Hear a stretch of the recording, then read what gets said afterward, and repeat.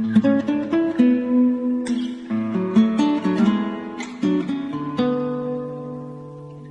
morning, traders. This is Matt with Newbie-Trader.com, and welcome to our weekly gap prep. Want to go ahead and take a look at this week. It was an interesting week. It was rollover on our futures contracts this week, and just to sum up kind of what happened, the market obviously pushed higher midweek and made a nice pattern and traded off nicely into the rollover period. And from a high probability gap perspective, that's these green boxes that are vertical that you see on the left side of each day. We started off the first 3 days of the week, the green line here, that's the open. We opened inside of that high probability gap range. So when you do that, you expect them to go ahead and fill the half gap about 94% of the time, and they'll fill their full gap about 89% of the time. So the first 3 days of the week, you can see the open was indeed inside of those green boxes, and we ended up filling the half gap on each one of those days. Thursday and Friday, you can see we had gap down, and we opened outside the high probability range. Now on Thursday, they went ahead and filled the half gap. Friday, they weren't able to make it up at all. So 3 of the 5 days we opened in our high probability gap range. We went ahead and filled our half gap, and on 2 of those days, they pushed down at the end on Tuesday, and they pushed down mid-afternoon on Wednesday. They went ahead and filled the full gap, but the rest of them, they weren't able to make a move towards that full gap.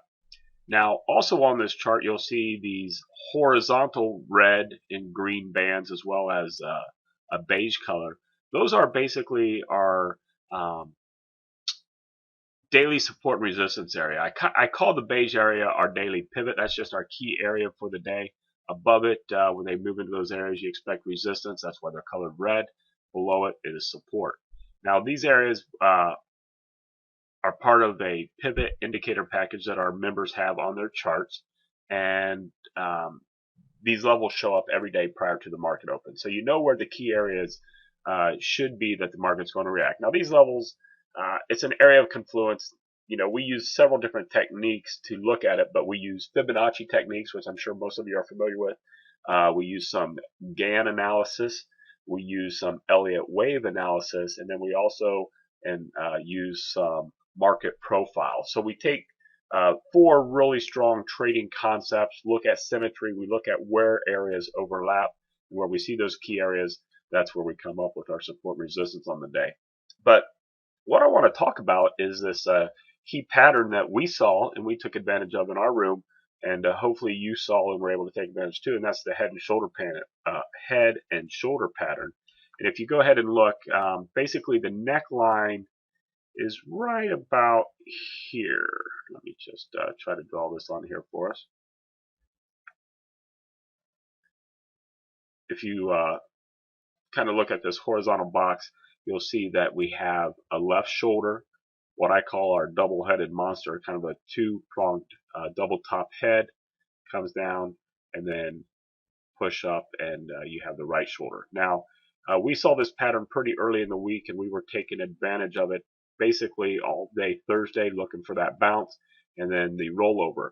What was interesting about this rollover, and we'll get into the specifics, we'll drop down to a smaller time frame. You couldn't really play that because the break happened right on the European Open coming into Friday. But if you go ahead and look at where you expect the market, and you go from the conservative measurement. Sorry, we had a little technical interruption in the video. So anyway, I was saying that from a symmetry measurement, if you measure from the high of the head down to the neckline and draw that symmetry pattern down here, the 100% is your target. You can see the market move down Friday right on the open, hit that target to the tick, and there was a profit-taking bounce, ultimately rolled over and got down near the 161 level, which is our wave completion target. But it was held up there by our support. So let's go ahead and just take a look at a smaller time frame, or a smaller chart pattern, if you will, and look at our actual signal tool, our ultimate fractal tool that gives you the signals for entry on how to trade that. Now, the box I have here, that is the head and shoulder pattern stretching over 3 days. You got the left shoulder, the head, right shoulder, And at the bottom of this box, that's the breakdown. And you can see we actually had a signal prior to the break of that neck. Now, the thing is, this light gray colored box, that's the overnight session or the Globex session. So there was a signal, but it was during the evening, and it was actually the break of the neck happened on the European Open. So the move broke when Europe opened. I doubt any of you were up and trading at that time. Some of you may have been, but if you caught that break, it went straight down, like I said, to the 100% symmetry level off the pattern target. And there were several entry signals you can see on the way down to add to that position. Now, on the profit-taking bounce, and this is something you have to be careful of, when you have these big gap down days and the market opens, this is a game that I see played all too often. There are so many people that want to rush into the market. Oh, the market's falling. We're getting in, and they get in right when the market's down here near these lows on a big gap. Yes, it was extreme negative market internals, so the market was poised to go down. However, there was a profit target area.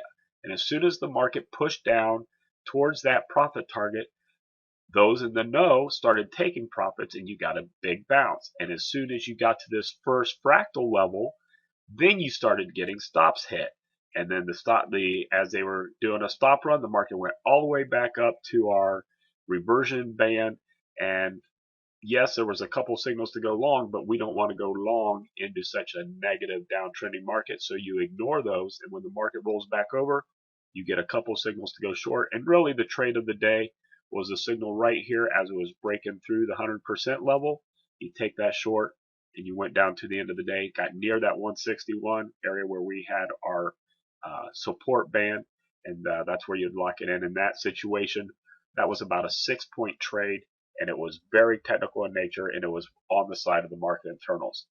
Finally, let's just go ahead and take a look at that same trade as it's set up in the YM market. Again, we're just looking at Friday here in the YM, but over here in the far left, that's the European Open, the circle. That's your first entry trigger. Yes, many other signals to get in as you were feathering around that trade.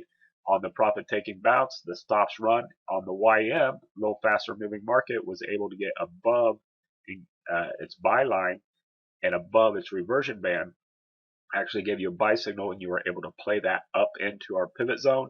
The market acted as resistance around that pivot. Couple other signals here long, but there was no follow-through confirmation candles, so those signals are ignored. Market comes back through on the bottom side of our trend line here, and we get a sell signal below our band. That one just small profits, and then it pulls back, and you probably would have got stopped out of that for a break even or slightly over break even, but then there was another entry signal, and again that one went down to our band, and finally the market bounced there going into the end. So one other thing I want to point out on our indicators down here at the bottom of the chart, this is our stretch reversion indicator. That is basically giving you a heads up, hey, the market has gone a little too far, too fast. You might want to be thinking about taking profits because the bounce is potential. There's a high potential bounce. Now, the colors of it mean different things. We're not going to get into all that. But basically, it's saying a bounce is imminent. Be careful. Yes, we have extreme negative market internals.